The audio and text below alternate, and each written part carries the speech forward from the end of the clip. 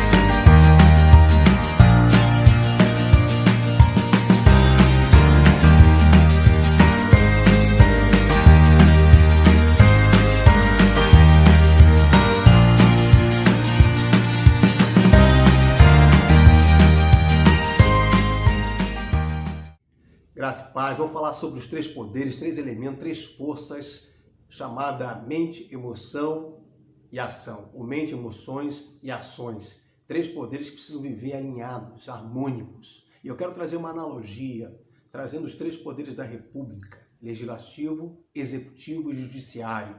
E esses três poderes, a Constituição diz que eles são independentes e autônomos, mas harmônicos entre si.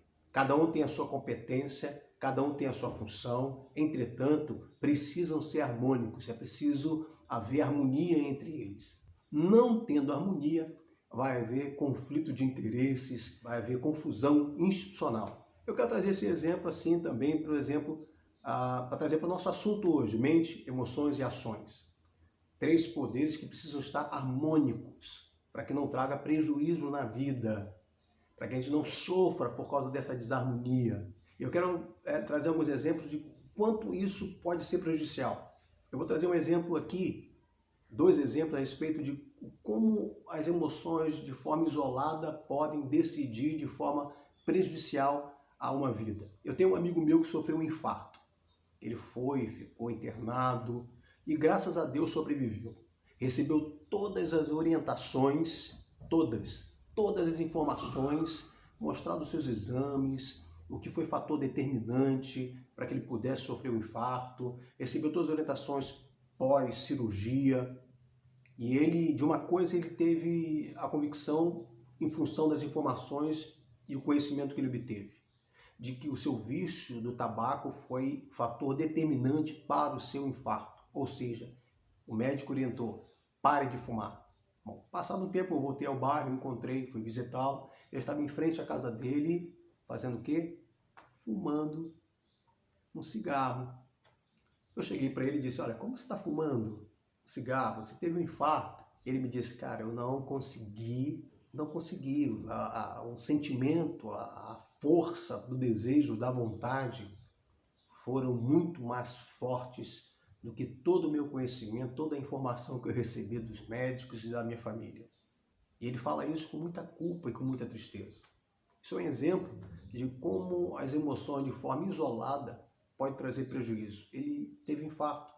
Ele sabia cognitivamente, intelectualmente, dos malefícios do cigarro e do seu vício. O quanto isso podia não apenas prejudicá-lo, podia matá-lo. Bom, esse é um exemplo de o quanto as emoções podem ser muito mais profundas do que as questões cognitivas. Outro exemplo que a gente também pode pensar é a respeito de pessoas que você já conheceu. Eu já conheci pessoas intelectualmente capacitadas, pessoas muito inteligentes, inteligentíssimas, gênios há 20, 30 anos, que hoje eu esbarro na rua, são pessoas que estão vivendo na compulsão, usuários de drogas, pessoas que não usaram a sua capacidade intelectual. E a gente observa que essas pessoas tiveram problemas nas questões emocionais, de compulsões, de hábitos doentios.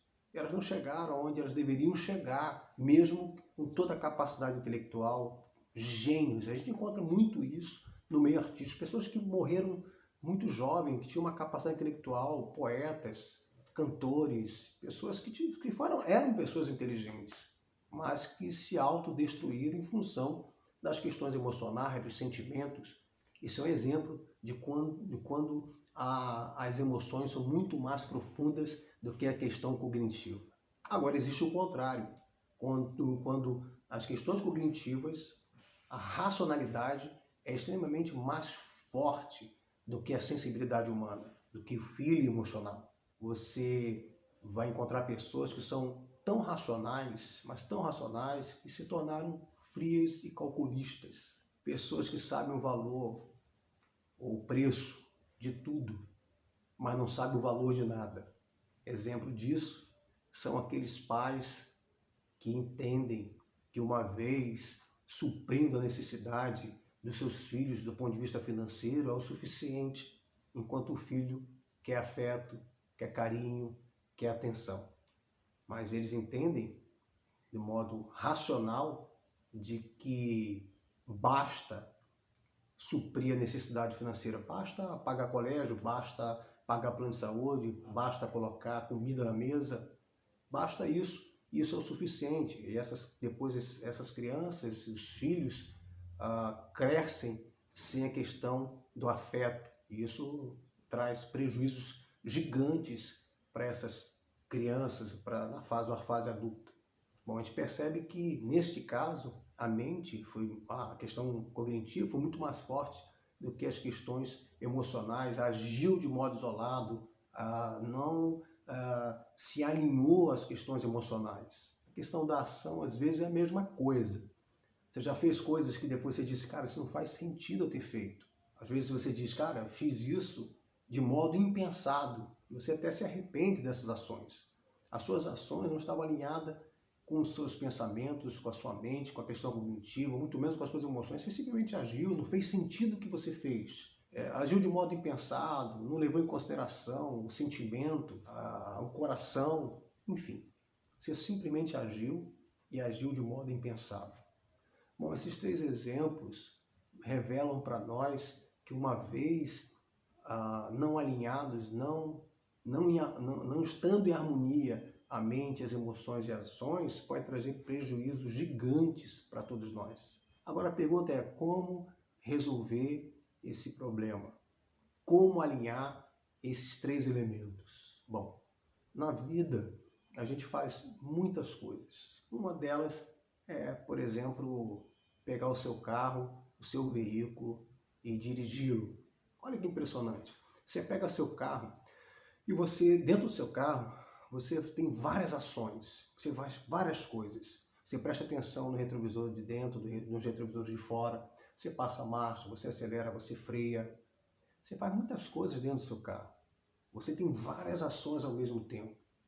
Mas uma delas você não deixa de fazer, porque não ia adiantar nada você dirigir o seu carro sem prestar atenção no caminho.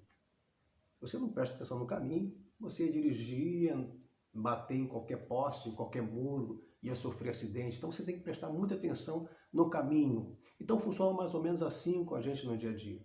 A gente faz muitas coisas no dia a dia, são bilhões, bilhões de pensamentos, uma quantidade enorme também de sentimentos, desejos, vontades, várias ações que a gente tem que desenvolver durante o dia, mas uma coisa a gente não pode deixar de fazer: prestar atenção no caminho, ficar focado no caminho. E por que isso é extremamente relevante numa recuperação, numa restauração, no crescimento, na evolução, na santificação? Porque isso é importante na fé cristã, porque a gente fala de conexão.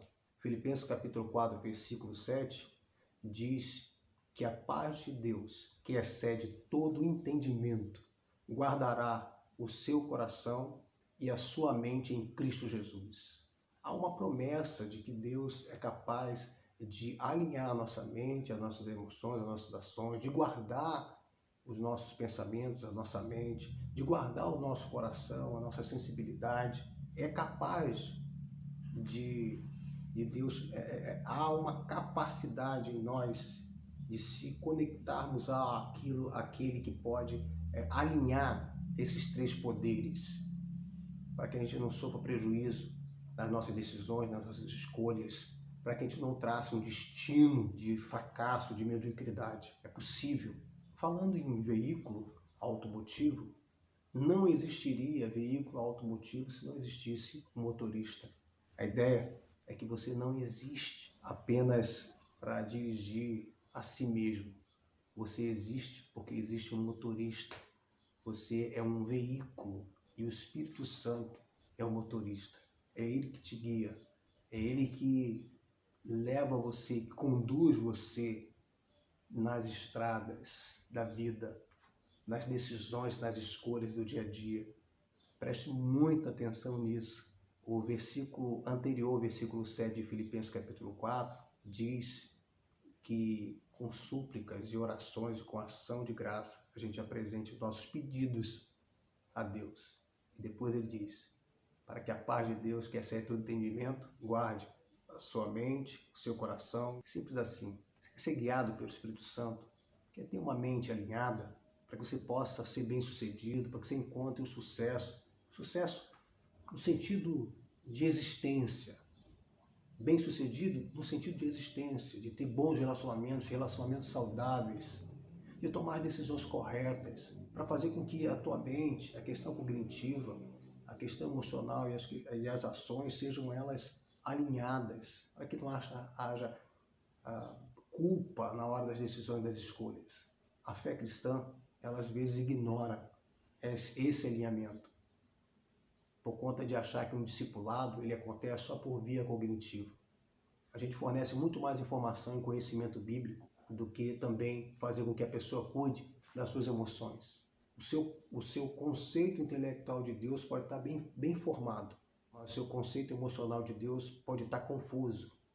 Você pode ter uma opinião intelectual de Deus muito, muito boa, mas você pode ter uma opinião emocional de Deus em contradição. Te dou um exemplo. Certa vez um pastor reuniu uma liderança de pastores e perguntou a eles sobre a onipotência de Deus. Me digam o conceito teológico de onipotência de Deus. Todos eles foram rápidos. Todos eles tiraram 10.